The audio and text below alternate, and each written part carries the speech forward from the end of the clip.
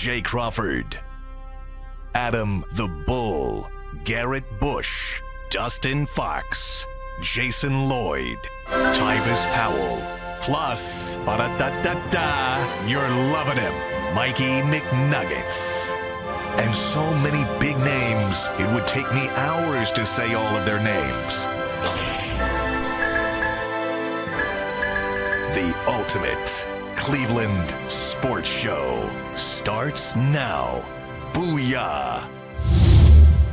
Welcome, everybody, to the latest edition of the Ultimate Cleveland Sports Show, along with G. Bush and momentarily Tyvis Powell. Right now, he's represented by an empty seat. This is the Ultimate Cleveland Sports Show, and I'm Adam the Bull. We've got Anthony and Steve behind the glass. We've got, we're a little short-staffed right now, honestly. We've got people on vacation. Yeah. Mike is celebrating a wedding in Italy. Tyvis is running in late. And he's wearing a striped shirt like me. So if you need to get your glasses checked, these could really mess with your eyes a little bit, right? Yeah. Them stripes, it'll do it for you every time. Should we mention the other thing or no? Okay. Yeah. All right. Anyway, so a lot to get to today. On this Friday, we'll be here for roughly 90 minutes, a little less than that, here on YouTube, and then we'll be on WKYC Channel 3 coming up at 12:30. Guys, how we doing? Doing good. Yeah? Going good. We out here doing some, I see you got your Guardian stuff on a little bit. You do too. Yeah, man. You know, they represent, man. Were you driving that Ford Bronco? Was that you that pulled in? I got no Ford Bronco. You got the Bronco, man. I got a Tahoe. What's wrong with y'all? They're trying to put me in the same conversation as OJ, man. If I didn't get a Ford Bronco, it'd be white, though. Right. It is. By the way, so we saw a car drive in just as we were starting, and G goes, hey, Tyvis in the Ford Bronco. And, of course, the first thing you think of is OJ, which is funny because you're not old enough for OJ. No, but I know. That is wild. Isn't that wild? Yeah. When did that happen? Y'all 90? Yes. 94? That's the year I was born. Wow. Listen, I was in 94. I was watch old. The car chase? Of course. Of course. Everybody did. Was y'all not in was y'all not in school? No. I was already done with school. It was the first story that I ever seen that broke during NBA finals or a major sporting event where they were like, hold on, we know the finals is today between the Knicks and the Rockets. Yeah. But we got to cut to, Bob Costas was like, we got to talk about this Ford Bronco chase. And then, first you had the Ford Bronco, and then everybody watched that, and then everybody watched the trial. Oh, everybody. It was the first. If you noticed, they didn't cut back on that. They didn't cut back on them live trials now. Oh, yeah. Because if back then, Diddy would have been on trial right now. Yeah. Like Bill Cosby trial right now. But now there's so many things to watch. It'll never be like that again. Even the Super Bowl, which is the biggest view, is not like to me, it's that, and then of course all the coverage on 9/11. What's Anthony Casey for me? What's the Anthony Casey for me? Nah, that's not anywhere close to when I was a kid. What's the serial killer that was on trial that everybody was paying attention to? They put his story out. Zac Efron played him in the story. You be Jeffrey Dahmer? Oh, the Menendez brothers? No, it wasn't Dahmer. It was Charles Manson? It was context. No, only reason he got caught because he bit the woman and his bite marks. Where was this take place? I don't remember. What? Well, the dude was supposed to be he was like a good-looking dude, and all the women was like he had killed a bunch of women, but all the women was like he's innocent. Well, it was. This had to be like the 70s or 80s. Oh, I know. Son of Sam? Let me Google it. Y'all killing me. I don't know what that has to do with it. Oh well, okay. The Unabomber? No, that was much more. But I will say, back then, that was the first time when people were like, "We are so divided." I'm like, yeah, right. We had people. Ted Bundy. Yeah. I thought he was going to say Ted Kaczynski. Yeah. Back then. That was the first. When the OJ trial came out, there were literally people watching in storefronts. Remember you used to go to Radio Shack and there'd be TVs on and people would stop and watch these TVs? Yeah. And it would be people out there with pom-poms. They was passing out yes! Yes! I was like it was a touchdown. I know. I remember for the verdict, I was at the time, I had gone to college. I graduated high school in 1989 and then I went to college, but I dropped out after a little while. and then I was just working for 5 years, and eventually in '96 I went back to school. But in between, I was working different jobs, and at this time I was working at an oil company as like a gopher. You know, I just run all the errands, the banking, the mail, whatever. Anyway, I remember being in the office when they were about to announce the jury, and one of the old guys that worked there pulled out this like old TV. It was like a 12-inch screen. It's not like now. There were no TVs. My dad had one with the rabbit ears. It was a rabbit ear. That was crazy. He pulls it out. He plugs it in. The 30 people that worked in the office, we all gathered around the TV to see the verdict. I mean, it was everybody wanted to know what was going to happen. People was crying. People was cheering. It was wild, bro. Like, it was the craziest thing I've ever seen in my life. And then it was even crazier because, like, a couple of years later, they was like, "Oh no, you're gonna go to jail." Yeah. By the way, do you know that the father of the Kardashians was one of OJ's lawyers? Right. Rob Kardashian. What's that? Wasn't it Rob? I guess so. I don't ever watch that show, so I don't know the name. It's wild. That's crazy, man. Yeah, Johnny Cochran was the famous one. You know what's crazy is that, like, a person like my grandfather, who's like late 70s. Yeah. Like, they lived through so much, like, seeing so much wild stuff, like, live. Like, presidents being assassinated. Oh, yeah, Kennedy getting assassinated. Like that. Reagan got shot. It's so wild to me, like, all of that stuff that went on. Yeah. This is crazy, like. Remember when the Challenger blew up? That blew up. Yeah. My grandmother was like 90-something when she passed away. Yeah. She was like, she was a sharecropper. Wow. Really? She went to she had a 3rd grade education. She never knew how to drive. She was a sharecropper. Yeah. She got married to my grandpa when they were 15. And they vividly remember segregation like it was just like, oh yeah, that was a thing. Yeah. Like they was like, yeah, we didn't, that was like, I said, so you really was in the back of the bus? She was like, oh yeah, that's what if we had enough money to ride the bus. I mean, sadly, you know, especially in the South, you don't have to be that old. Nah, it blows my mind. Who's the dude that shot the president? He like shot him like. So it was John Wilkes Booth shot Lincoln, right? They shot the dude that shot the president. Oh my God. Lee Harvey Oswald. Yeah, that's it. Like that. Didn't that happen live on TV? And then who was the mobster that shot him? Jack, good job, Steve. That's what we tried. All this was live on TV. Well, I don't think that was live on TV. See, Steve, The Ruby one was? According to Steve, it was live on TV. Listen, there wasn't. See, that's wild to me. Director Steve was 40 back then. Yeah. And then Reagan. The only, the wildest thing I seen like live TV since I was a kid. Yeah. Janet Jackson's Roadbound Folks. Oh yeah, that was like, oh. But I don't. To me, the two things I think of the most are the OJ stuff and then 9/11, of course, because I didn't move from the TV for like 4 days. Yeah, I was in college when that happened. So yeah. You was in college? I had just graduated. I was in my first grade. Golly, boy. I remember how I found out about 9/11. My roommate at the time woke me up. I had just graduated college, and my roommate wakes me up and he goes, "The Cubs aren't playing tonight." That's the first thing he said to me. I was like, well. That was a bizarre way to tell me that. They postponed all our games. We were supposed to play NC State that week. I just found out that the new producer for the radio station for my show in Columbus, his mother is a survivor of 9/11. She was in the towers. She was in the towers? Yeah. My brother-in-law worked there at the time, but was not in that thing. Wow. Unbelievably. Wow. I had some friends that died. Not close friends, but like some people I knew through like fantasy baseball and stuff like that. See, so it probably really irks you. It probably really makes you mad when people say it didn't happen. Oh, no, who says that? I mean, nobody. I don't listen. Or it was an inside job. I don't listen to idiots like that. I mean, back in the day, if you like back then, you couldn't even. Back then, it was the gravity of it was like I think people, as you move away from anything that traumatic, the people that didn't live through it kind of like it's like, okay, whatever, was it that bad? Right. Let me tell you, they shut everything down. Oh yeah. They like come to the stadium. We're under attack. First of all, you're under attack. People was like, what? Because remember, they started like saying like, hey, there was a plane at the Pentagon, and and so they shut all flights down. Well, they shot it down that plane. Yeah, or whatever. it's crazy. It was wild. It was a crazy time, but and I can remember Reagan getting shot too. I remember that was very, I wasn't alive for Kennedy getting shot, but I remember Reagan didn't get killed, but I remember him getting shot. I seen that Kennedy one, man. Yeah, right in the head. Man. With his wife in the car too, like wow. And if you're listening to UCSS history lessons, please hit the like button. That's right. All right, let's switch gears to something lighter. Let's talk lighter.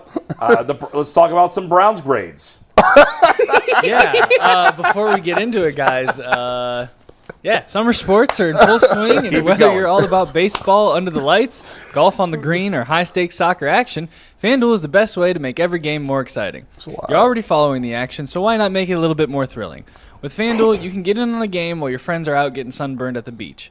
I've been using FanDuel to track my favorite matchups, and the app keeps it fresh with new daily promotions and fun ways to bet. If you're new to FanDuel, new customers can bet $5 and get $150 in bonus bets if your first bet wins. Just open the FanDuel app today or visit FanDuel.com/UCSS to get started. All right, guys. So I actually saw this article like 2 days ago, and I talked about it a little on my podcast yesterday, and I'm glad we have it in the rundown today because I thought it was interesting.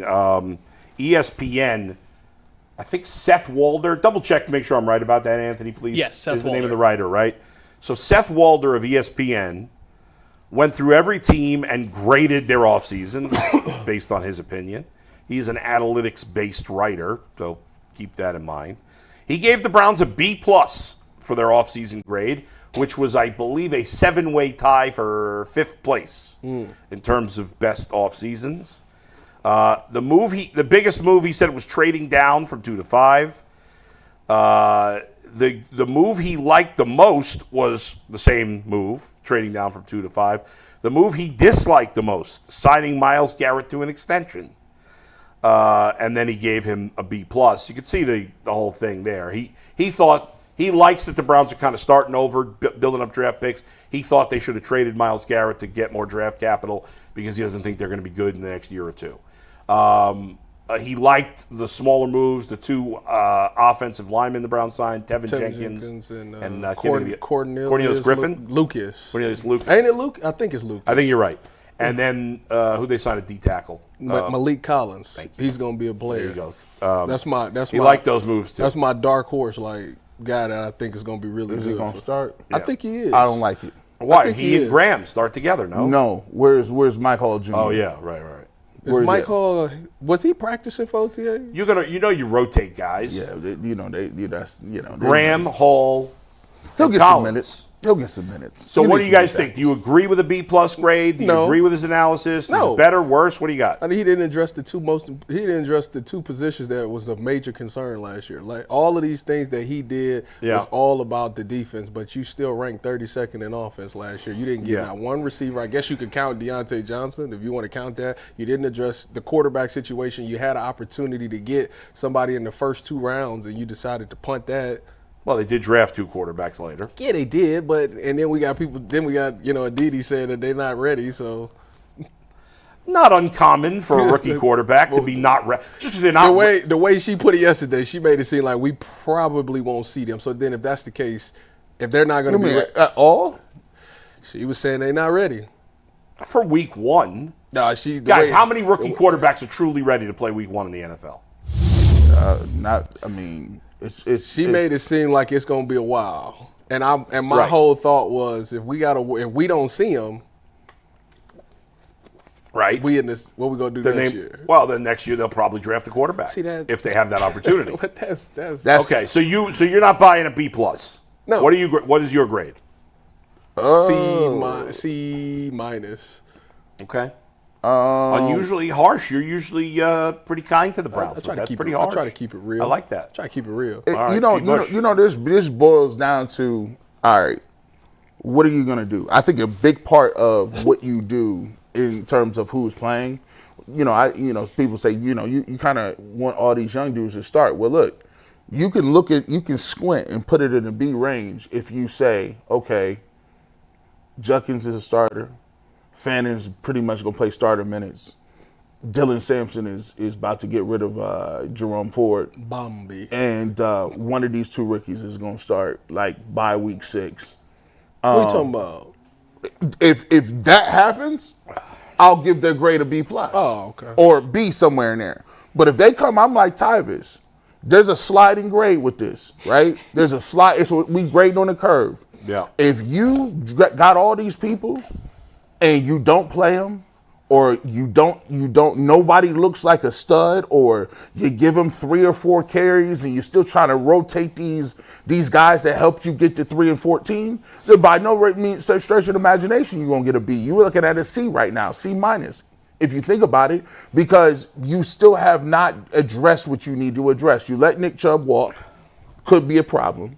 The only thing that puts it at a B+ is you did get Myles Garrett. Come on now, I think people, for me, people always assume that you're going to just be able to replace and find people. When you say Myles Garrett, they should have started over.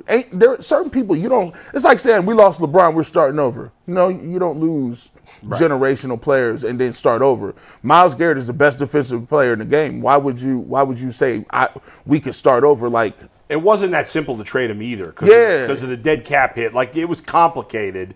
Now, if the Browns end up sucking through the prime of his career, then yeah, I guess you could have said he should have been traded. But if they turn it around, say, 2 years from now, well, he's still going to be, I would think, at the top of his game. So then it was smart not to trade him. You need something to watch. The only beef I have with in the end, the only beef beef is a little strong. The only thing I think the Browns did wrong when it comes to the Myles Garrett thing is give him that no trade clause.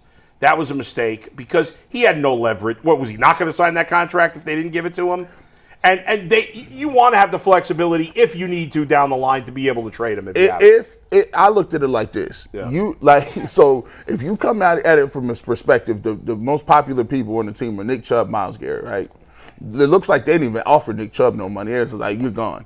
And then Myles Garrett walks. Yeah. You know how easy it is that if you get off to a bad start, people's like, oh, y'all got to go. Because that's still in the pantheon, and you're still getting over all the emotional stuff. Plus, that's 2 years in a row. Like, you look like you're gonna be terrible. You need somebody to watch. You watch while you bad. Now, I'm gonna say this, and this is the elephant in the room. Only way you get a B+ is if you find one of these rookies that's gonna start. Yeah, that's the only way you get it off. Stunningly, I'm not as low on the offseason as you guys are. I have a B for them. And you guys make a lot of fair points. I really, I guess I should have. It's a good point. I didn't really take into account, okay, they didn't definitely get a quarterback because I don't think they had better options than what they did. So, if you would have told before the draft, if we would have all said they drafted Shedeur Sanders at 2, we would have all been fine with that, right? And in the end, they got him. So I don't know, like, who were the better options for them to get a quarterback? This is why it's so frustrating when people want to just keep acting like Shedeur Sanders is a legit 5th-round pick. They just really want to act like, oh, he was 5th round because he don't have an arm, he can't throw the ball, he can't do any of that. No, he was a 5th-round pick because people's like, I don't want to answer questions about Shedeur, or I don't want to have to put him in a rotation and everybody clamors for him. I don't want the headache of it. But the fact that where do you if let's say he was the exact same player and his name was Joe Schmo, where would he have been drafted? I don't care if his name was worst second. I don't care if his name was Milton Bradley. Where do you think he would have been drafted? It's worst second round. At worst, I believe he would have been drafted in the second round. At worst, second round. But I think I do believe that after talking to Aditi yesterday, I do believe that, and just listening to people talk about him, period, is everybody is making this assumption that what he did at Colorado as far as terminology and all those things isn't translating for whatever reason to the NFL. Who told you that? This is what they saying. This is what the streets is telling the me. Streets be talking. Know I keep my ear to the streets. In the streets, they say half of what you see and none of what you hear. Who told? I need to know. This is what the streets is saying. They saying that. They saying he's struggling with some terminology. He's struggling to get some concepts down. Well, she didn't say that. And a lot of people are saying, she said it was both of them, both rookies. I don't know that she had specific information or it was just an assumption that guys that rookies are going to struggle initially. I don't know that she was saying it as if she had inside info. What she said was, we got to stop talking about what we see in with no pads and against some 4th-string guys that's probably going to be working at, I forget what store after this in a couple of months. 7-Eleven. Yeah, 7-Eleven. That's what she said. So when I heard that, the only person that she could have possibly been talking about is number 12, because everybody else takes reps with the ones. That's true. And here, so like I already told you what game we not gonna play. I'm not going to play the game all year. We're not going to do it. The game of he's not ready. Let's hold him back. He's not ready. You don't want to crush his soul. To be fair, she said neither one of them. I'm not specifically talking about. She said neither one of them was ready, and she said if you throw them out there early, it will mess up their growth. I'm talking about both of them. Which I agree with that. I'm talking about both of them. Here's what I didn't live here way too long. I've been watching the Browns for 40 some odd years. Listen. Yes, you want to be cautious, right? The crazy part about this is the part I did catch is she said, well, she was perturbed about the situation where Kenny Pickett give him an opportunity, right? Mm-hmm. And I said, well, I think that's fair if you want to say give him an opportunity, but other people are saying, why are you going to say that? But on the other hand, people can't even give Shedeur Sanders first team reps with jerseys on. That's exactly what I said. So my thought process is that's not an apples to apples. Why not? She was saying that the situation for Pickett in Pittsburgh was a terrible situation. I agree. I don't think she was speaking on the situation here yet. We may look back and say the same thing for Shedeur Sanders, but we don't know that yet. No, what I'm saying is her premise was there was a certain amount of things that went wrong in Pittsburgh. Yeah. But let's not close the door on him being a player. Right. Just give him opportunity, right? Right. And so a lot of people are saying, listen, there were a lot of things around Shedeur Sanders. Okay, you drafted in the 5th round, but give him the opportunity to see what he can do with the ones. But who's saying he shouldn't get an opportunity? We saying he should. Right. I don't think she was saying he shouldn't get an opportunity. No, she wasn't saying he shouldn't get an opportunity. She was saying that right now she don't feel like he's ready. Now, our thing is saying we talking about just practice. It's practice. Right. I just want to see it in practice. I mean, listen, and Dee doesn't need me to defend her, but I'm just saying she wasn't saying that Shedeur Sanders shouldn't get reps with the ones. No, she never said that at all. She just said both rookie quarterbacks are not ready to start in the league, and that's probably true. A fact. This one, but I want to just clarify. Yeah. This one specifically about Aditi. Yeah. Oh, okay. It's not this is what I'm speaking is at a 30,000 foot type look. The vantage point is like this. Okay, you drafted him in the 3rd and the 5th, right? You got the 2 quarterbacks. Now, what regular people are looking at is this: you passed on Travis Hunter. Okay, you got another pick for next year. Yeah. You got Dylan Gabriel in the 3rd round because you said you liked him. Shedeur was a 2nd round talent. People think he got a lot of talent. You got him. But it seems like people are so reluctant to even give these people an opportunity to show what they can do because they want to fast forward this year to get to next year. We know that. Are you talking about Stefanski? No, I'm talking about in general people, the media and people in general, certain fans. Right. So it's okay, I get that you don't want to ruin them. I get that you don't want to put them in there too fast, but I'm not going to be sitting here watching Kenny Pickett and Joe Flacco for 16 games. And then you say, oh, well, next year, there's a guy we like, so we're going to take that guy. Fast forward this year, you don't see what Dylan Gabriel can do. You don't see what Shedeur Sanders can do. And for a team that's 3-14, you don't have the luxury of wasting draft picks. If you did not like these two, if you don't think that they can play, don't draft them. I agree. But that's also fair. I agree with that. Also, what random people saying, even media members, it doesn't play a factor in what the Browns are going to do. No, don't. We don't we don't know for sure the Browns are going to draft a quarterback next year. We don't even know where they'll be drafting. All this talk about maybe they'll have 2 high picks. Well, what if the Browns end up winning? Not even getting crazy. What if the Browns end up winning 7 games? Oh, I'm crazy. Oh yeah. That would be that's the optimum thing. And then let's say Jacksonville. Would it shock you if Jacksonville had a decent season? It would not shock me. No. I mean, they could stink, but they could also be decent. 8 games is crazy. 8 wins for the Browns is crazy. I mean, that's overly optimistic. I don't want to call you crazy because I love you, but I'm not. But what I'm saying is, if the Browns end up with the 8th and the 14th pick, well, they're not getting a quarterback anyway. So what's the difference? That's my point. That's why we like, listen, I get that you guys may be a little here. If that happens, then we'll be right back where we are right now. Let me unless the rookies are part of the reason we why wouldn't know because they're not going to play them. But I don't believe they're not going to play. I don't believe that. Here's the thesis. Here's what's happening. And I'm going to just keep it real. This is the first time I said this. I should have said it.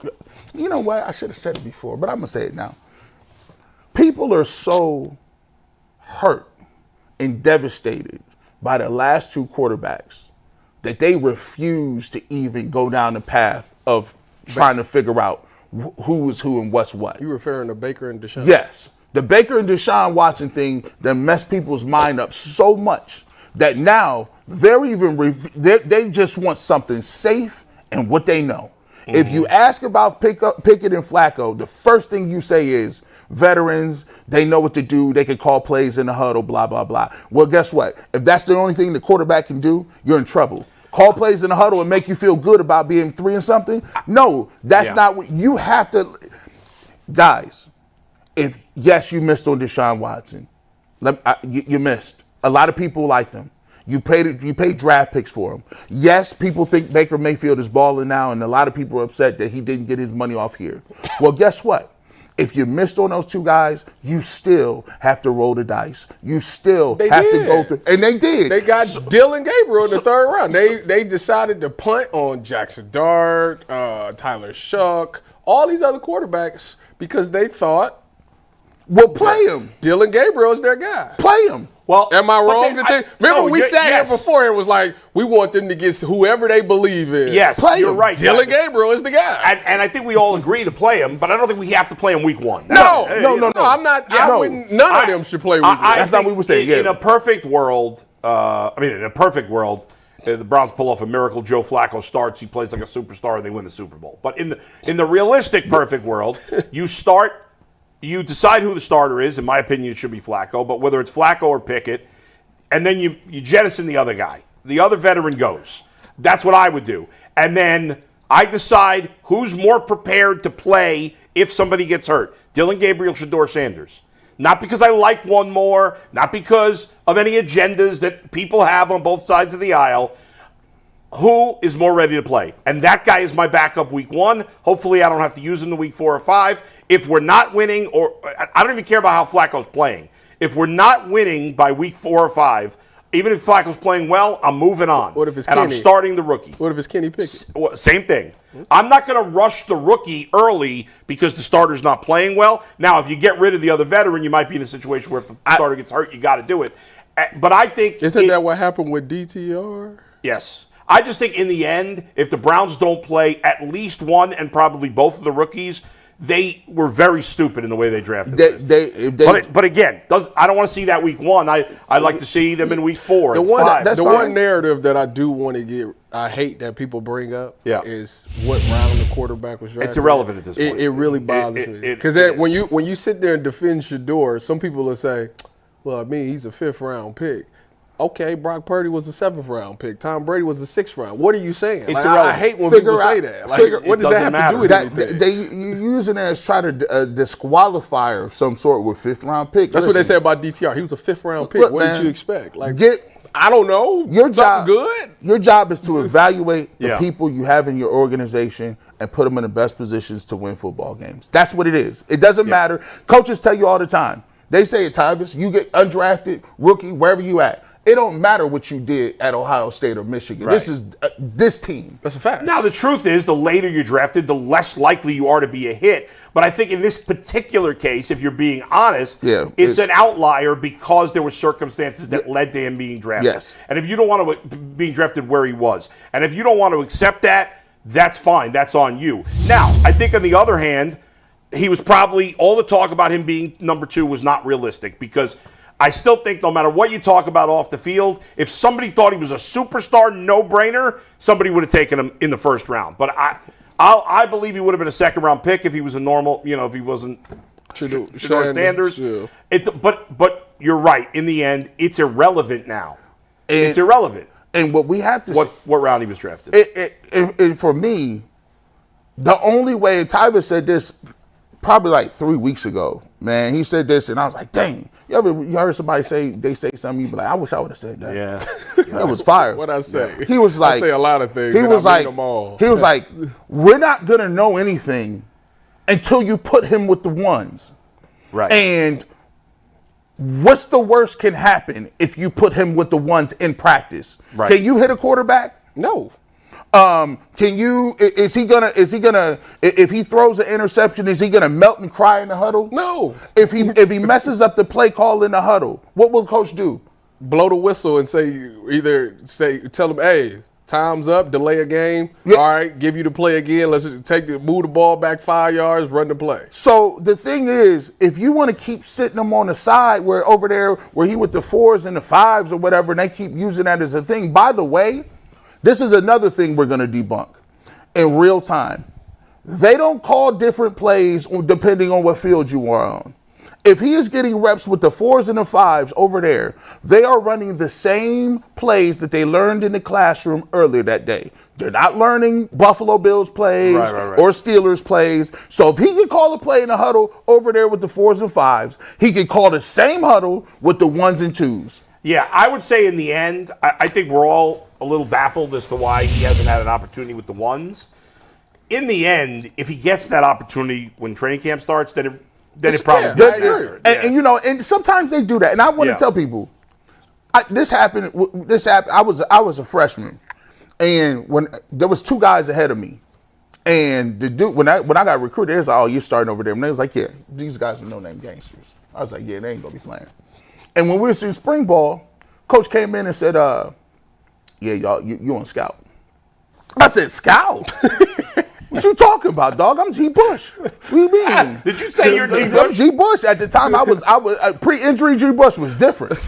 Listen, I was talking my talk. I said, "What you talking about?" I'm on scout team. He's like, "We gotta see what you gonna do, man. You know and how it is, man. These is fourth year seniors. You know what I'm saying? You ain't even seen you in the weight room." I said, "Weight room? Yeah. This is natural. They can't block me." Oh, you wasn't lifting weights? Man, I was, but I'm not as strong as them dudes. They get in 4 or 5 years. You know how you get it. Everybody in the program will be there 4 years strong, Tyvis. Yeah. They do power cleaning. They doing all kind of weight. I said, I ain't doing none of them weights. I'm just nice. But sometimes you come in and they got to put you back a little bit. They got to look, we can't give you all that. And it's rightfully so. Like, they got to make it seem like, yo, you're going to have to earn this. Yeah. Because, look, when you're the face of the organization, you're the face of the franchise, and this is what a lot of people in Cleveland don't get.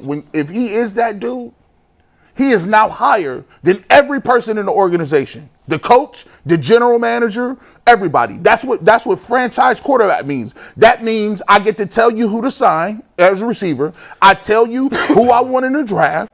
I also get to tell you on third down, I'm audibling out of it. It's a lot of responsibility with that. You see what I'm saying? Yeah. Well, the reason the Bengals signed Chase and Higgins is because of what Joe Burrow said. That's anything Zach Taylor did. Not at all. Yeah. So they got to figure out your temperament. If you're going to be right under the owner, and when the Browns ain't had no quarterback, of course they got to vet you out. They got to see what you're going to do when you under pressure. Because if you fail after they call you the franchise, people get fired. So I get that. But listen, I think when you come back from the summer,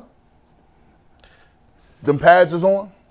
We can't hide it. You can't hide it no more. You can't hide it no more because it's going to be a different speed, a different level. You can't hide it. It's different. What I would say is this: the reason that I'm rooting for Shedeur is because, one, I love a great underdog story. I do. Mm-hmm. And when you watch just the things that he does, he literally has done everything right. Like, he works hard. He stays after practice. He's actually trying, to where a lot of people do it off the natural. Like, as soon as that whistle blow, boom, they jog in the locker room, take a shower, they up out of there. To where this guy's staying after, doing all the necessary stuff to even give himself a chance.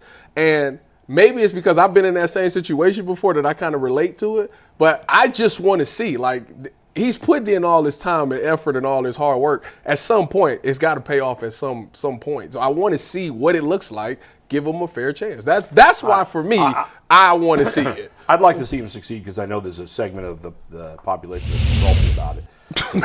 That will give me pleasure. Petty LaBoo Petty LaBoo. in his bag. You do want to zing people. But You do why want to though? zing. Why would people be salty about You know how people are. But that doesn't even make sense. It like doesn't make you sense. gotta, if you're a Browns fan and you got a quarterback that actually is good, why would you be mad about then you're not that? a real fan. Tyvis. It makes sense. Tyvis, it's just like relationships. People come into relationships with baggage. Yeah. Man, Like, they I ain't be hearing bringing- that. they You be leave your bringing- bag. I ain't got. Listen, See? like back in the day when I was dating, I ain't your other dude. Like, Yeah, this is new. We got to start from fresh. Don't take none of the stuff you learned from him that he calls. I ain't See? got nothing to do with that. That is easier said than That's done. right, yeah. Like when they start to see, because you got to think people be like, still to this day, people identify with old players because you ain't won nothing. If you never win anything, all you got to do is have bad memories. You don't like it keeps rewinding in your mind. You got to. It's a thought is like a virus, bro. Think about it. Hey, don't think about pink elephants. Guess what you just thought about? Pink elephants. No, I didn't. Yes, you did. I seen it in your eyes. No, I didn't. Elephants. What's wrong Pink with you? elephants. There you go. There it is. There it is, Anthony. guys- At the end of the Go day, ahead. let me wrap this up by saying it started off talking about the roster, and then somehow Yes. we pivoted to It morphed. Shador, which I have no idea how I don't know that how just we- happened. But when I look at just the moves that they made, to me, the way this Browns offseason went was they screamed that we are going to be a defensive first team and we want to get our run game back. If you look at just the moves that they made, that's kind of what they're saying. And if you're going back to, I guess, to Kevin Stefanski's calls, if that run game is good and that defense is working, it can work. The 2017 Jacksonville Jaguars told you that can work. So if that's what they come out and be, and they can make it all the way to the AFC Championship, and Tyvis look like a genius, then who would hate that? It's a sliding scale. They can get up to It wouldn't be a B+, it'd be an A. No, if they pull that. if they find a quarterback and they find a replacement for Nick Chubb, Blake Bortles was just okay. A+. A+. Let me talk about something even more important than this here, and that's my Dynasty League fantasy football draft. Okay. And I got to tell you, I had the first overall pick in the rookie draft. Yeah, and then you I took Genty. Genty, yes. Smart. So I had the 10th pick. I had last year my team sucked. It was the first year of the Dynasty League. So I made trades, and I have 1 million draft picks, okay? So I had the 10th pick in the first round, which I already traded away for a first-round pick next year. Oh, to get long extra- game. Yeah. And then Who you, Andrew Barry? Yeah, it's crazy. And then I had picks 12 and 13. I traded those last night when I was on the clock. Traded 12 and 13. That mean they was desperate. For Derrick Henry and a second-round pick next year. These dudes. You traded 2 first-round picks for Derrick Henry? I traded the 12th pick, the last pick in the first round, the first pick in the second round for Derrick Henry and the second-round pick next year. Was Derrick Henry the best on the board? No, it's only rookies that were drafting. Yeah, it's Oh! a keepers league. Yeah. Now Derrick Henry's old. That's what I'm saying. Okay. That's why I was like, Now I went from having who's your running back outside of here? Ashton Genty. Okay. So now I got Derrick Henry, Ashton Genty, and my third back is what's his name, Bucky Irving from Tampa Bay. Oh, that's a good line. But he had been my best running back. Yeah. That's a good line. So anyway, but the reason I bring it up is because before I traded away picks 10, 12, and 13, I still have picks 22, 23, 24, 25, and 26. This dude. But stockpiler. before I Trade them all for Jeremiah before I Smith. traded away 10, I tried to trade up to 7 to get Quinshon Judkins, who went 7th in the draft. I wanted to have Judkins and Genty. That was my perfect would be nice. scenario, but the think guy wouldn't do it. He took Judkins. You should take Dylan Sampson late. I'm considering him with one of my late picks. Yes. I may take Shador too. He hasn't been drafted yet. You think Judkins can? I think he's going to be great this year. What's the ceiling? I think his ceiling is 1,200. huge. 1,200. You mean just this year? You think he get 1,200? Talking about Quinshon? Oh, definitely. Yeah. 1,200. I think he get 1,200 this year. Because I want to start another campaign. You said can he get? He absolutely can. Yes. Will he get 1,200 is the question? Yeah. It depends how much he gets the ball. See, that's the thing. That's the thing. I can't You never count on know. But I don't know how to run. This is my thing, is that with Nick Chubb at running back, I always say he disguised a lot of holes in the offensive line. That's true. Because he broke a lot of tackles. Yes. And I'm not And talking last year he couldn't do it I'm not 'cause he talking wasn't- about tackles down the field. I'm talking Right. about like he In the got whole- the ball Yeah. and they was already right there. Right. It makes me question the offensive line. I It makes me would've- question whether the offensive line was ever legit. That's a I think very. this is- And Space in between. it's crazy for me to say that. And I mean, no Wow. disrespect to them, but it makes Tyvis, when you it makes get this me question- opinionated? It makes me question it. Tyvis out here bringing that fire. It's a Friday. That is disrespect to It's the a Friday offensive line. thing. It's a Friday. It's a Friday thing. I'm never on Friday on Friday. Tyvis is different. I'm never on Friday. It's different. You know, but am I wrong? The man always got touched in the backfield when Yeah. he made the first person miss. That was the one thing they said. If you got Nick Chubb, he always makes the first person nobody's miss. been better in modern Yeah. My point. history. So was the offensive line ever really that good? I think because I without think Nick Chubb, it was terrible. I don't think it has to be a 0 or a 10. I think the truth could be somewhere in between. I think their offensive line at its best in recent years was solid, but maybe not as good as we thought it was because Nick Chubb made them look better. And they had. It's tough because they had Chubb and Hunt. And at times, it just always left you. Remember, these is UCSS early day arguments. Yeah. Me and Jay Yeah. versus you and Jay. You like, Yeah. guys, they run the ball plenty enough. Yeah. We're like, no. Yeah. Keep giving it to him more. I'm saying Judkins averages 15 touches per game, which is a decent That's amount. about right, yeah. But I don't know. I mean, maybe I could be crazy. It might only be 11. I'm going to go on. I think he gets 1,000, but I don't. The 1,200 is. Double digits touchdowns. I'm going to go with that. Well, that would be huge. If he can get 1,200 yards and double-digit touchdowns, I mean, that's offensive rookie of the year material. All right, let's head out to Vegas, baby. Vegas.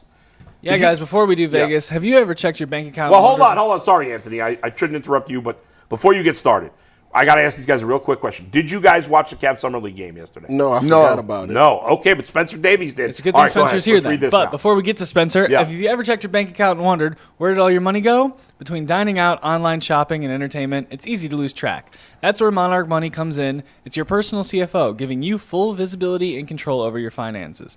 Monarch Money isn't just a budgeting app, it's a complete financial command center.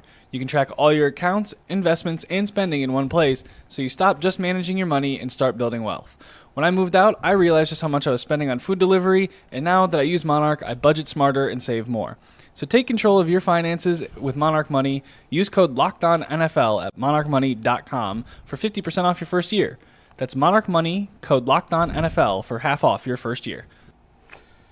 So with most of the people that go to cover Summer League, you know, Jason and Joe Varden and guys like that, they are not going to really watch Summer League. They're going to hang out and party. But I feel like Are Spencer you saying Davies, that Jason parties? unlike them, I think like, yeah, Spencer's no there doubt. to take care of business. He's actually going to work.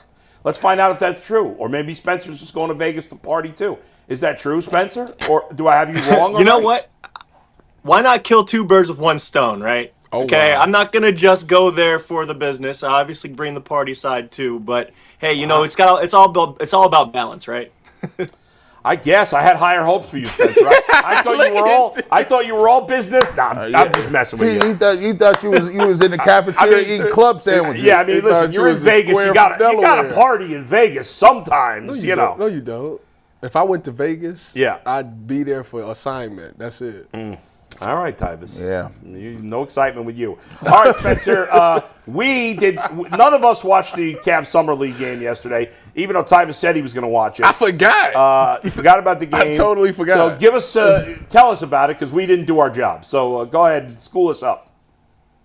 Basically, an offensive firepower game. I think that you saw a lot of good stuff out of Naquin Tomlin, a two-way contract guy who's going to be auditioning, hopefully for a roster spot on this team coming up in training camp. You saw a lot of good stuff from Jalen Tyson, who had a lot of on-ball reps because Craig Porter Jr. got hurt early in the game. So Jalen Tyson ended up taking a lot of the mantle as far as those point guard handling abilities. Ended up with 12 dimes, had 4 turnovers and some costly ones late in the game. But for about 3/4 of the game, he looked really comfortable. His jump shot looked good.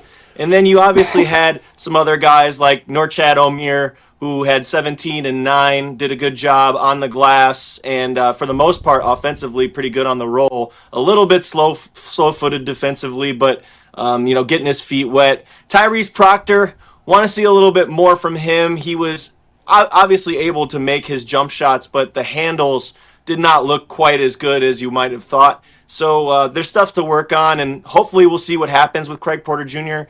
It was a hamstring injury on his left leg, and from who I talked to, they're just kind of in wait-and-see mode. The Cavs do not play today. They resume action tomorrow against the Bucks. So we'll see if he ends up going. They are not too happy about that, but it seems like it's pretty much questionable for Craig, and that the whole situation just kind of sucks because this was his opportunity to show what he's capable of as far as on the floor, but also off the floor, being a communicator, being a leader, and he said it himself. He wanted to be the Donovan Mitchell and Darius Garland as far as who to look to for advice and who to look to for instruction. So hopefully, at least in practice, he'll be able to do some things. But in that shorter period of time, Craig Porter Jr. did look good. He had a couple of nice jumpers fall through. So we will see what happens tomorrow. Jalen Tyson last year, when I watched him in Summer League, they gave him the ball a lot and made him facilitate and push the ball. Do you think that could be a role that he plays in the season coming off the bench at any point? Or do you think that they will keep him minimum and just, rebound and, let him just hit some couple of threes every now and again? I do not think that they're going to have him bring the ball up a ton. I think that in pinches, he will be able to facilitate and be that point man, but he's more or less going to be your hustle guy. They want him to focus on his offensive awareness, which I think he did a terrific job yesterday for the most part, again, until the end of the game where the Cavs let one slip twice, actually. The jumper looked really good and really crisp. He looked like he belonged out there, as he should, because he is an NBA caliber player and he's going against Summer League guys. But the irony about all this was this game was basically reminiscent of what happened on April 13th.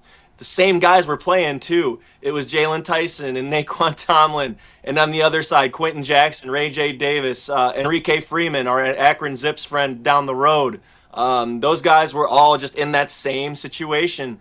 And Jalen Tyson takes a lot of things hard on himself. He played really solid yesterday, but when it mattered most, over-dribbling, getting into crowds, and then eventually decision-making just wasn't on par in those last 2 minutes because they had a 9-point lead. And then early in the fourth quarter, they had a 13-point lead. So they got to figure out, and he's got to figure out, how to close out games the right way. And I think through this trial, through this fire, that he's going to be able to find it, because that's what happens when you get this kind of experience. And the reps at Las Vegas is those situations come into play that you might not have gotten last year. Well, let me get to this, because we talked about people having an issue with ball handling. They got Lonzo Ball. Obviously, Darius Garland is going to be out for some time. And the way the Cavs do it, I don't think they're going to rush him back when you got a team who has had some injury issues in the playoffs. I don't think they're going to risk Darius Garland coming back that early and kind of messing things up. So that leaves Lonzo Ball, who has not played a bunch of games. I believe it's 70-some games he played in 5 years or something, McNuggets used to tell us.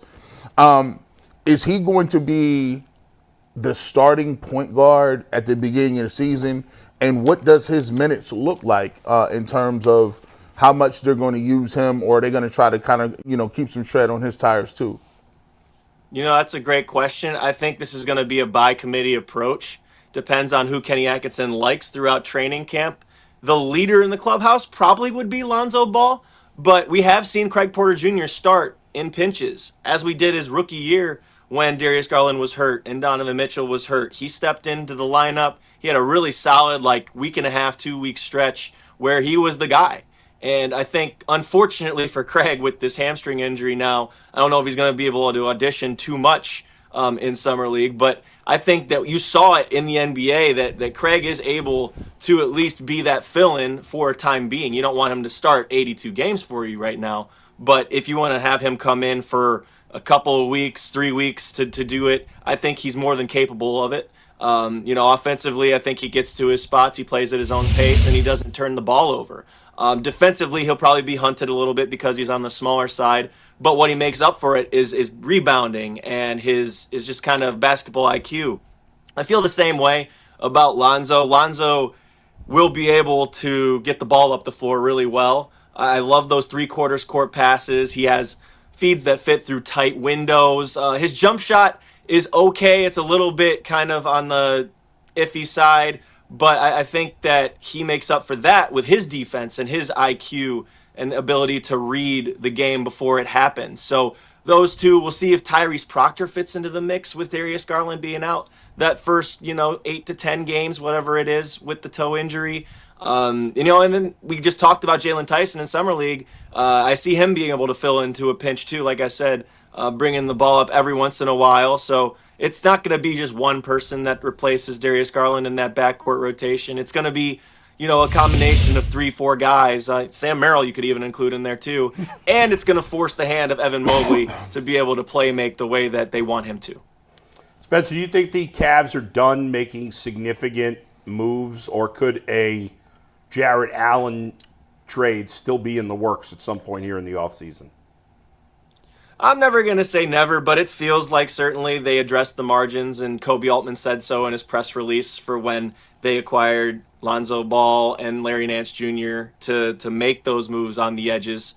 I know a lot of people are, kind of clamoring to see Evan Mobley take that next step and play that starting five. I don't think it would be a bad idea for the Cavs if they were to bring like Jarrett Allen off the bench or something like that, even just to get his usage up, because eventually Evan's going to just usurp J.A. And J.A.'s usage has gone down over the last year or two. And that's when, he's been relegated kind of into a set screens, be a hustle guy, defend the rim, and that's it. You're only going to, get so many touches. Evan Mobley's the one that's going to be leading the charge here. He's spreading the floor. He's shooting the three now. He's attacking off closeouts. So, you're not able to do as much as Evan offensively. So you've got to be the one to kind of sacrifice. I think Jarrett could be really good as a super sub off the bench, especially because they don't have too many bigs to depend on. I know Larry Nance Jr. just got brought in, and I think if he stays healthy, that's a really good tool for Kenny Atkinson to have as a playmaker, as a hustle guy. He loves those tip-ins. He loves those tip-backs. Defensively, also very savvy with his hands. But I think that, you can play Larry with either Evan or Jarrett, and that works both ways. And with Jarrett, I think if you get him in the second unit, that you'd be able to work with him in pick and roll situations. You'd be able to get him a little bit more touches in the paint, and maybe he'd be around that 20 to 25 minute area. That would be really good for him, because Evan's been, for the most part, closing out games, and he's the future at the five there. So I don't think there's any reason to wait, especially if he's showing those signs of growth, which he has in spurts. And you see him out in LA, he's working on his handle, working on his post game, and pushing the ball and playmaking, and you saw it in spurts so many times. I see so many flashes of Giannis Antetokounmpo when he gets the board and just sprints down the floor and takes it coast to coast. I think he has that in him. The half-court game, it's going to need some work. It's going to need some time to get him comfortable in those situations, but I think they're going to throw him into the fire. Kenny Atkinson just said it on the broadcast yesterday that he sees him being an MVP candidate in 2 to 3 years. So if that's not the organization saying, hey, it's your time now, I don't know what is. Spencer, let me take you back to the summer league games. Naquin Tomlin obviously had 30 points. He was 12 of 15, so he shot very efficient from the field. What does a guy like that need to do so we could see him at some point on the roster for the regular season? Repeat those performances, man. Be consistent about it. He did a really good job in the G League. I think a lot of people see 6'9" and they assume he's a big, but he's not. He's like a wing, and he showed you so many different parts of his skill set yesterday, whether it was the high screen and roll with Jalen Tyson. They were playing buddy ball there for a while in that game. I think he showcased he's able to stretch the floor out, shoot the three. He had 3 triples. I think that he's able to do a lot of similar looking things to, I don't want to put this on him either, but his body type and his game kind of reminds me of Pascal. I don't know. And he's able to he's got very broad shoulders, and he's able to use that to get kind of leverage inside, and he had a lot of close range looks. a couple of second chance point opportunities, but it's just kind of the 3-level scoring that he showed yesterday that I don't think a lot of people thought he had in his bag. He was able to stretch the floor. He was able to knock down a couple of ones in that in-between area, those push shots, and he's able to drive and attack, get to the basket. The one thing yesterday, and this goes for the entire Cavs team, that they need to really work on is that they fouled the heck out of the Pacers. Tomlin had 9 fouls. Tyson had 7 fouls. There were a couple other guys with 5. It's within the summer league rules. It is. Hold on. Drop this again. They had 9. Hold on. What's the setup? Is this Euro Bowl? What's this? When do you foul out? Summer league lets you get away with something, man. I don't know. They give you 10 fouls per player, so they use them. They certainly use them. What? And he had 9. Oh, he was pushing it. Hey, yeah, he was doing way too much. He was trying to see what he could get away with. You fouled out twice, bro. Yeah, man. I tell you what, Spencer, you dropped Giannis's name. Siakam. Man, we're going to the finals. Let's go. We're going to the finals. Hey, you know what? Evan's got a lot of potential, guys. He's a once-in-a-lifetime type of prospect, I think. He's really got it going for him. It's nothing to scoff at to make second-team All-NBA in your 4th season and you're 24 years old. That's nothing to scoff at. Yeah. And you win DPOY. I mean, he's got all the potential in the world. And you saw it, again, in spurts. You just got to see that consistency. All right. Hey, listen, I know Jason and Mikey feels similar to you when it comes to him. We'll see. Spencer, we appreciate the time, man. Thank you for joining us. Appreciate you. No problem, gentlemen. All right, Spencer Davies, of course, covering the Cavs in Summer League. He dropped 2. We got Giannis and Siakam. At the 3 and the 4, you got Giannis and Siakam? I never heard of this guy, Naquin. Have you ever heard of him before? I saw him play a little bit last year, but if he want to keep pulling up like that, I guess. Boy had 30. Hey, here's, so crazy is Evan Mobley's season actually underrated. So if you go back and look at it, right? Take LeBron, for instance. Mm-hmm. I don't think anybody else has had a year. He's had the second best year behind LeBron of any Cav ever. What are you talking about? Watch this. Watch this. This kind of nuts. Watch this. Was he second team All-NBA? I think so. He said second team. So if you second team All-NBA, Defensive Player of the Year, and first team All-Defense, and an All-Star, who had a better year than that? Donovan Mitchell this year. But in terms of an award, Donovan Mitchell was first team All. Okay, he was first team and an All-Star, but he didn't win the defense. And he got MVP votes. He was fourth, fifth. But think about it. Second team All-NBA. It was impressive. Then you defensive player, and then first team All-Defense and an All-Star. Come on, Kyrie Irving. Kyrie Irving don't have that. He don't have that resume. Damn. Does anybody? What's going on, Anthony? Does anybody else have that? You know, Ann can't look that up that quick. No. I wasn't even listening. He was like, hey, bro, you ain't got that. You got the capabilities of that. Off the deep end. Here. No, I mean, he's talking about accolades. I'm talking about accolades. Okay, I hear not you. like I mean. I'll take almost every season that Kyrie had here. Yeah, he's talking about like award-wise. Yeah, award. Now, by the way, I had to go back, and this is, I got a little short that I'm doing. I had to go back and remind myself. So I've been doing these things right now in the barbershop. I'm like, listen, I got to remind myself how good these dudes be. And I went back. It's nice to know that those episodes air. Just want to let you know. Yeah, they're there. Yeah. Kyrie Irving at his best is better than any player on the Cavs. True or false? Kyrie Irving at his best is better than Donovan Mitchell. Yes. Oh. I believe that. Yes. Yeah. When you go back and watch his highlights, Kyrie Irving at his best is better than Donovan Mitchell. Tough call. Yes, he is. Yes. Kyrie at his best. Not by a lot. Kyrie at his best is one of the best basketball players I've ever seen in my life. When you talk about it, you go back and you ask LeBron James, Kevin Durant just said it the other day. Carmelo Anthony said it. He is probably one of the most gifted scorers ever. and he's a rim finisher. Yeah. He don't like he shoot. He could do everything. He's the best dribbler ever. He could shoot 40% for the three. He shoot almost 90 from the free throw line. He can get anywhere he wants to on the court, this way, and he's finishing those. I think Kyrie's the second best Cav of all time. Well, here, we can get back to this because I'm going to put a poll in the YouTube chat. Actually, so we can you're wrong. It's the Drunus Augustus. Stop. Y'all be disrespecting the chat's going crazy. We love Big Oh, Z. the chat going crazy? Yeah, so I'm going to put a poll in, and we're going to talk to our guest about some Guardian stuff, and then we can get back to this. Now, I would say Donovan has played at his best more often than Kyrie because Kyrie's been hurt a lot more. You could argue that. We'll see when their careers are over. They're close, but Kyrie. Yeah, I would go very close. They very close. I'm taking Kyrie. I'm with you. Go ahead, Anthony. Oh, we got Justin?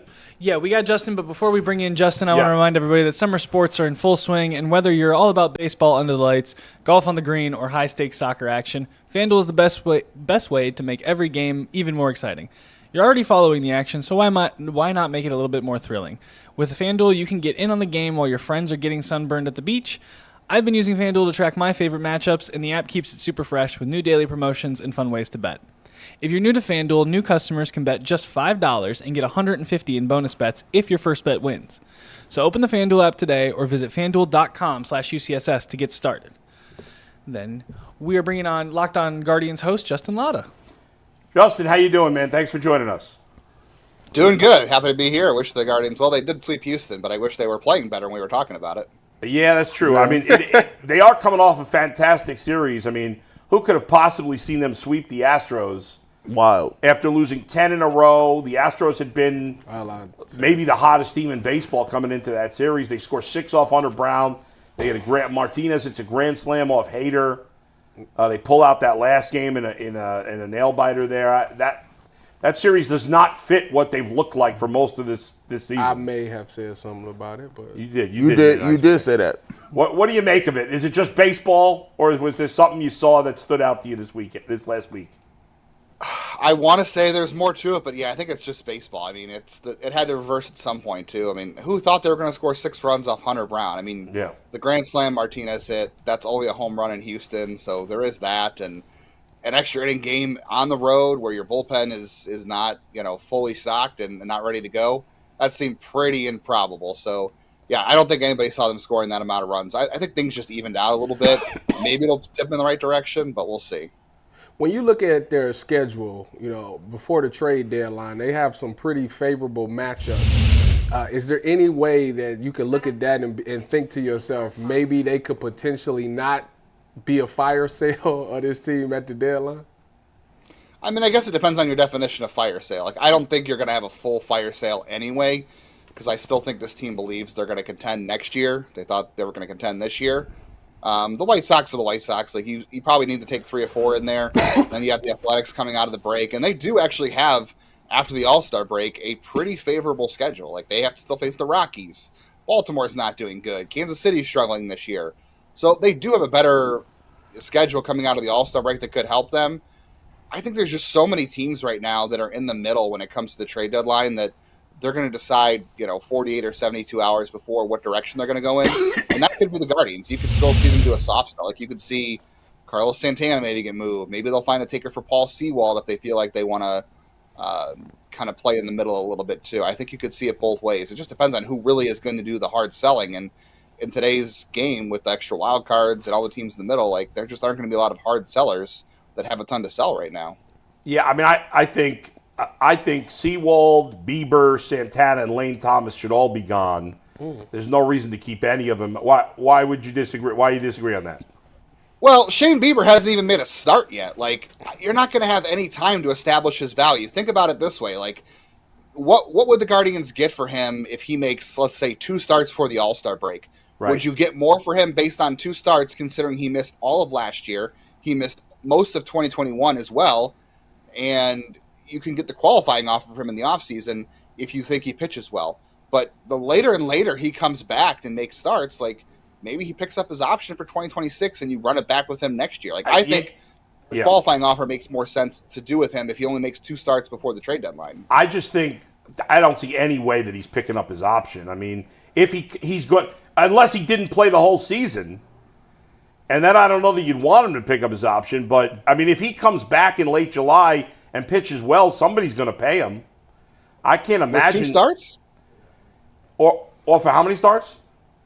I mean, how many starts is he going to make? Because remember, he hasn't even been on a rehab assignment yet. He hasn't even faced hitters in a real game, and we're almost at the All-Star break. Right, but Justin, he still needs 4 starts probably. Right, but Matthew Boyd got paid off of 8 starts last year, or whatever it was, and Shane Bieber has a much better and longer track record of success than Matthew Boyd does. So I hear what you're saying. I guess it's possible he would pick up the option. I'm just assuming he won't. I can't imagine he will. So to me, I would trade him. But I get what you're saying. It stinks. He's not going to have much trade value. That's true. Do you think there's any chance they're going to trade Clase? I really don't. I don't see anybody, and not because they won't, like they're not interested in it, but I think we know, based on how the Guardians operate, they set such a high value on their players, and they don't back off that value. So, he's not pitching as good as he did a year ago, so the value may not be there externally, but they still may value him the same way.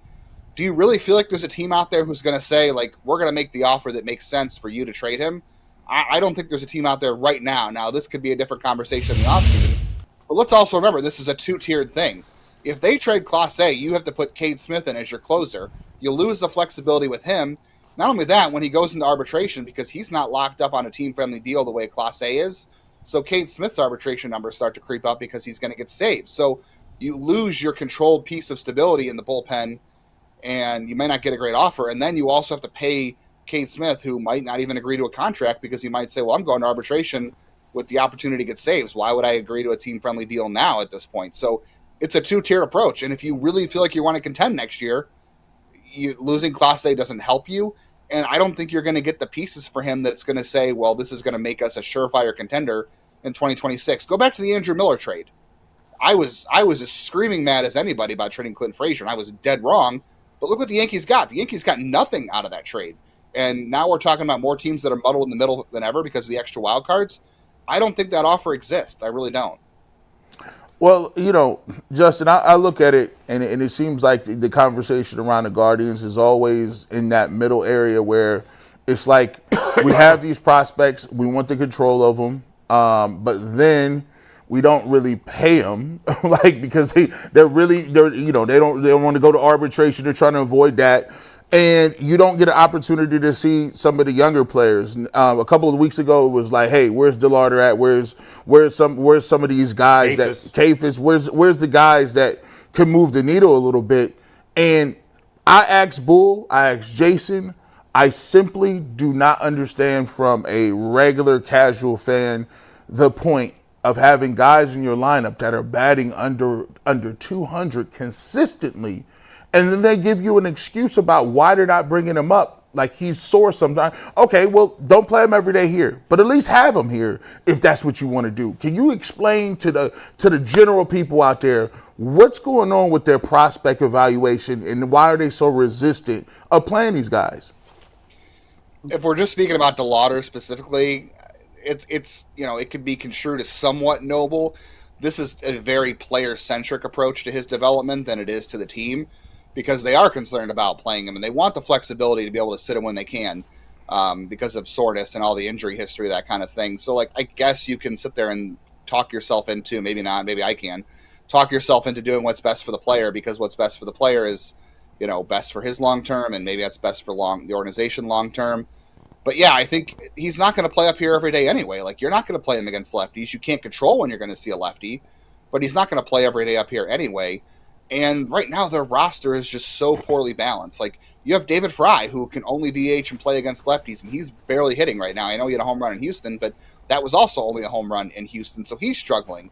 Jonathan Rodriguez, you could send him down for DeLauder, but guess what? Jonathan Rodriguez plays once a week. So are you really opening up bats for DeLauder by doing that way? You're really not.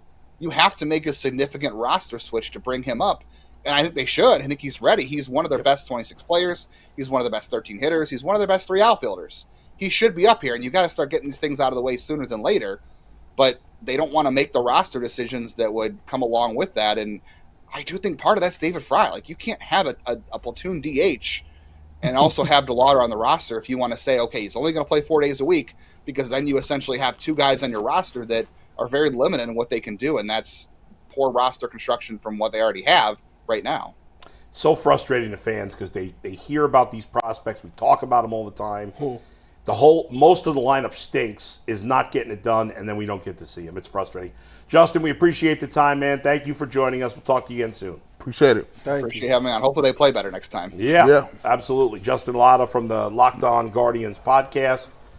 We'll see if they can carry the momentum. Doubleheader today after they got rained out last night. First game, I believe, at 3:05, and the second game at 8:05. Correct? 3:30 and 8:10. So I was wrong on both times.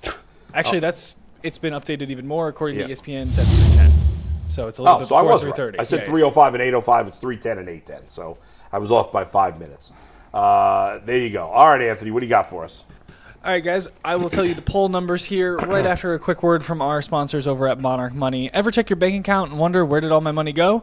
Between dining out, online shopping, and entertainment, it's easy to lose track. That's where Monarch Money comes in, your personal CFO, giving you full visibility and control over your finances.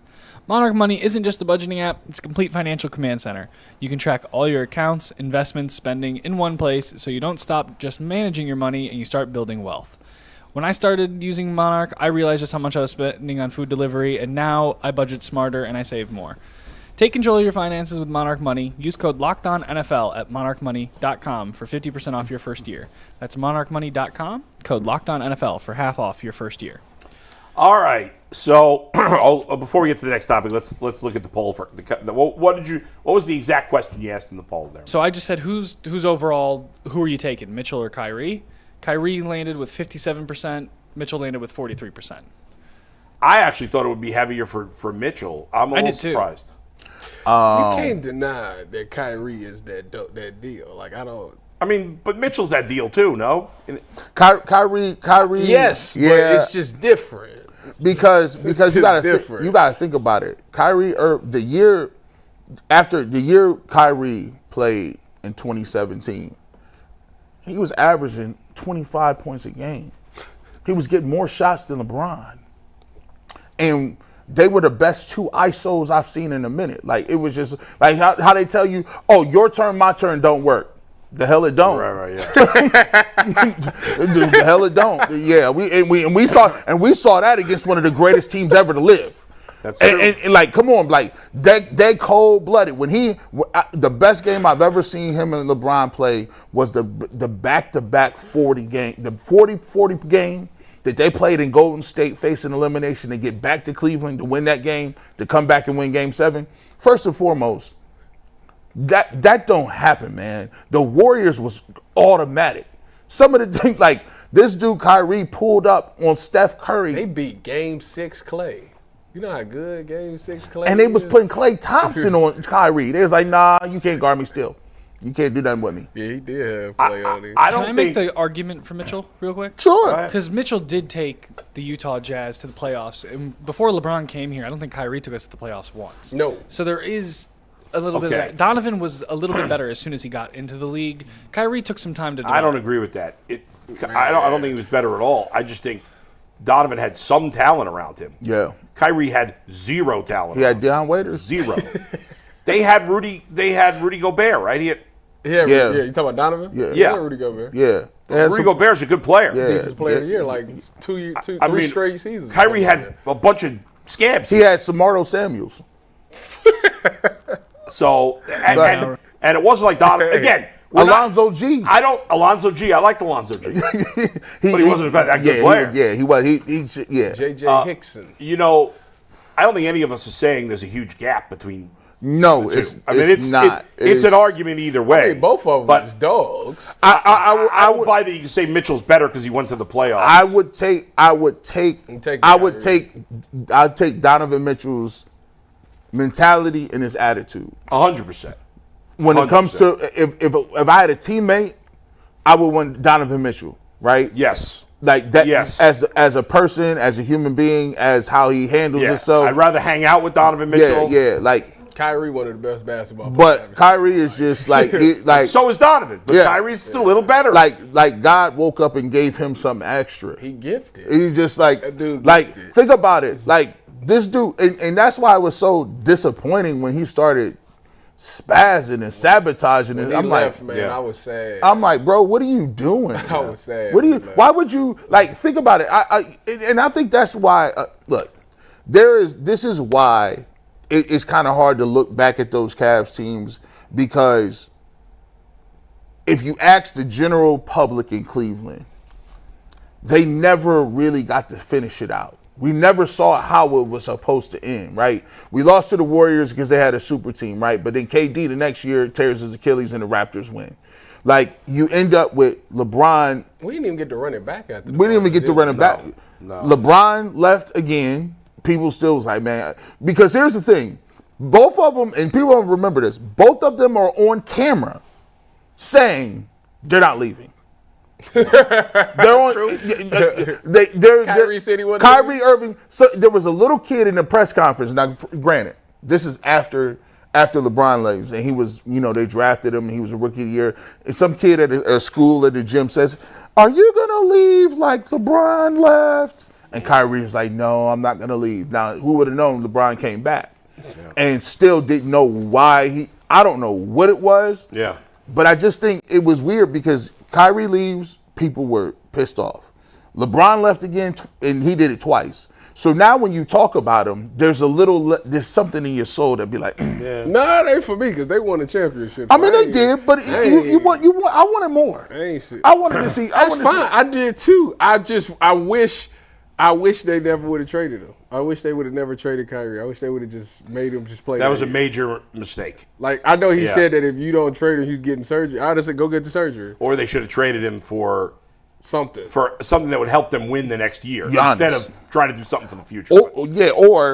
They should have pulled that. They need to go talk to the Haslams and say, "Hey man, how'd you get Myles Garrett? How'd you get him to come back?" Man, they should have talked to Greg Popovich. Man, didn't Kawhi ask for a trade and he ain't traded for like a whole year? Oh, he didn't. Well, you can't ask Greg Popovich for nothing. That's my point. That's old news now. All right.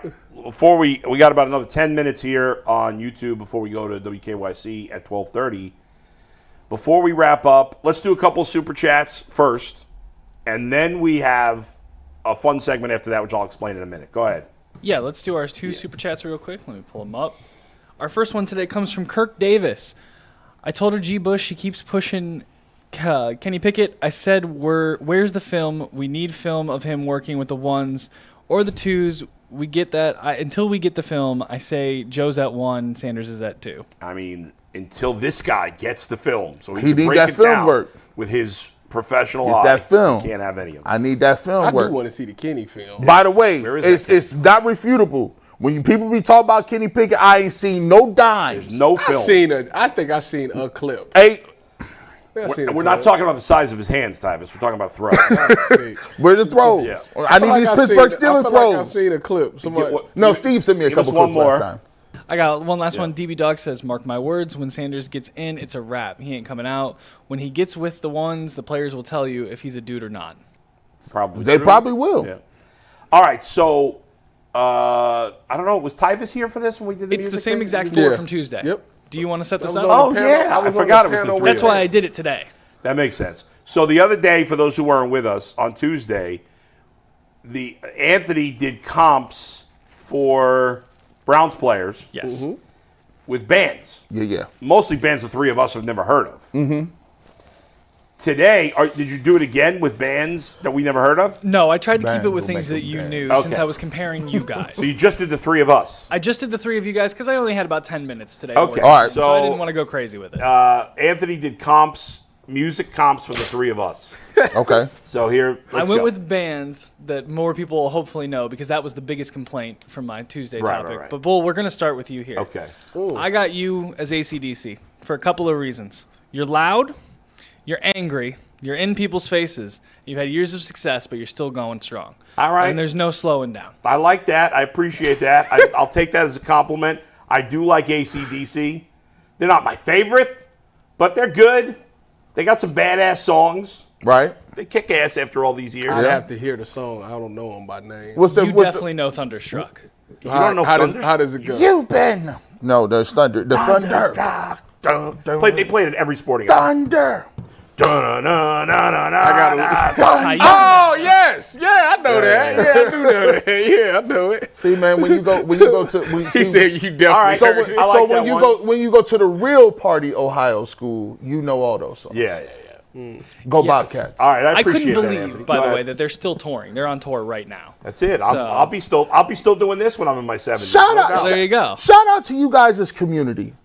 Shout out because your guys' community support your artists today 90. Yeah, that's true. Y'all could go to a concert or a festival. Yeah. All rappers are done at 32. You get to be 32, we ain't trying to hear nothing you talking about. You're out. It's like a running back. Rappers are like running backs. They're out at 32. That's it. That's a fire line. There's nobody. Shout out to the Clips that just dropped a classic. What do you mean? Jay-Z is. He's still. Is Will Smith? How is Will think Smith? Oh my gosh, his album came out and it went wood. It's terrible. He dropped a He made a new freestyle. album? He dropped a freestyle. It was the nastiest work I've ever seen. Really? Nasty work. What are y'all talking about? J. Cole's 40, Drake's 38. Hey, man, we don't need facts to get in the way here, Tyvis. Yeah. By the way, what's DJ Jazzy Jeff up to these days? No, nothing. What are Kid and Play up to these Nothing. days? Remember those guys? They were huge. Yeah. Remember that movie? They had a cartoon. They had a cartoon. They gave them a cartoon. They had a movie. What was the movie called? Was it just called House Party? Oh, House Party. That was a good movie. Kendrick Lamar is 38 too. All right. Go get that Clips album. All right. It's crazy that those guys are that old. The best three, I grew up with them. the big three is 40, 38. What 38. about what's his name? Lil Wayne? Funky Cold Medina guy. What happened to him? Who? Who? You don't remember the Yes. song Funky Cold Medina? Who You guys sings? don't know that song? Yeah. I don't. Can you look big? Nah. Can you look It that is up? a song by Big Tone Tone. Loc? Tone Loc. Tone Loc, dude. Sorry, I didn't see Tone the Loc. thing over the O. You know he had a commercial. He had a cartoon also called Sea Bear and Jamal. Really? Yeah, Tone Loc was a. You don't know Tone Loc? Dang, Tyvis. What about Baby Got Back? Who sang that? Sir Mix-a-Lot. Mix-a-Lot? Yeah, I know that one. Is he the one that wore the fake nose? No, that was. This the that was dude? Digital Underground. This the dude that was so Poetic Justice. He shared the baby with Tupac's girl. Yeah. Who He was was the on guy- Ace Ventura too. Who was the rapper? Oh dude- my God, I can't think of his name. He was massive. And he sang. MC Hammer. MC Hammer, you read my brain. Yeah. What happened to MC Hammer? Where is broke. he these days? Went broke. He went broke. Nah, Dude, he was huge. Hammer. They kind of Hammer time. gangster rap came in. Dr. Dre happened to them. NWA happened to when them. you were allowed to start selling drugs Yeah. on records, Yeah. and actually clapping fools with the pistol. Yeah, you're out. Yeah, that's They it. kinda That fun rap went away. went all the way. NWA came out. They was like, whoa, That gangster. this rap. is what's happening in the hood. All right, Anthony, who's next? G. Bush? G. Bush is next, and actually, it was a perfect segue talking about how long we support our people. Yeah. Because G. Bush is Ozzy Osbourne, and Ozzy Osbourne just played his last show in your life. That's perfect. He is the ultimate wild card. Yes. Ozzy was insane. Successful solo career outside of UCSS with the barbershop, and he also Yeah. had his successful career outside of it with And he his had, band. And then the Prince of Darkness and People's Champ is just the two best nicknames we probably have in the game. He's known for a lot of different venues. he actually I got into him when he did his reality show. Right, with his wife. With his wife, Yeah. like I do all kind of reality stuff. This is I'm not Good going comp right there. I'm not going to drink no bat blood though. Ozzy But Ozzy's the Osbourne man. was I mean- the man on Lil Nicky. Because when Lil Nicky's brother it turned into the bat, he caught the bat, bit Yeah, the right, head right. off, and spit it in the flag. That movie was really terrible. Hot take. It had funny moments, but it Hot was take. terrible. Personal favorite Adam Sandler movie. I think it's so funny. my It's God. so bad, but it's so funny. Now, So awful, but yes, funny at the same Nicky. time. and I probably would be the guy who talks so much that if I get older and I have any cognitive difficulties, Yeah. people will still laugh at me and I'll be like, okay, that's cool. Right, Like they'd be yeah. like, G. Bush, remember you used to talk so fast, you can't talk at all right now. I'm like, screw you. I'm still the man on the internet. All right, last but not least, Tyvis Powell. All right, is so this Tyvis? last one, The thug. this was a little bit Both tougher. of a thugs tie. in harmony. No. I still stuck with my genre of music like I Yeah. did with Tuesday. Yeah. I wanted to know what I was talking about. So I went with Linkin Park because I know Tyvis loves them. But there's a couple of reasons. There's no haters for Linkin Park, and I don't think anybody doesn't like Tyvis. Oh, that's a lie. I don't like Tyvis. Director Steve doesn't like Tyvis, but we don't count. We're going to forget about that. There's a two-phase career. You got Chester's time, and you've got Emily's time now with Linkin Park. Ty, you were an NFL player, and now you are a proud media member. That was pretty good. And then I think you could be featured in Transformers. I don't know Linkin Park as well. I mean, obviously I've man. heard of them, but I don't know them as well. But it sounds like a good comp there. I also They're very have- popular. I'll be listening to some Linkin Park on my way up here. All three of these had one that can go for all three of you. Is like these are bands that I grew up with, Right. that I very much looked up to, and all three of you guys are somebody who like I look up to in the business. So that's why nice I of went you with to these say, three. Anthony. Now, we got all emotional now. Yeah, I feel man. very touched by that. You know, I was going to say something. Anthony, you're very pivotal, but we don't see you often. You're like the Gorillas. Oh, I wanted to use the Gorillas for But we another don't- comp because Mike wants me to do this I don't for think I know the everything now. Gorillas. That's the point. The Gorillas, no one knows what they look like except for the Gorillas, the cartoon characters. Yeah. Windmill, windmill. I got to do the rest of the staff, so we'll get back to this. But the Gorillas is a good one. Somebody at the opera. Steve, I feel like Steve might be like Barry Manilow. He doesn't look too thrilled by that. I mean, Barry Manilow's a I turned legend, to look Steve. at him. He just made a face. Barry Manilow is a legend. What are you talking about? I liked Barry Manilow when I was a kid. Nah, man.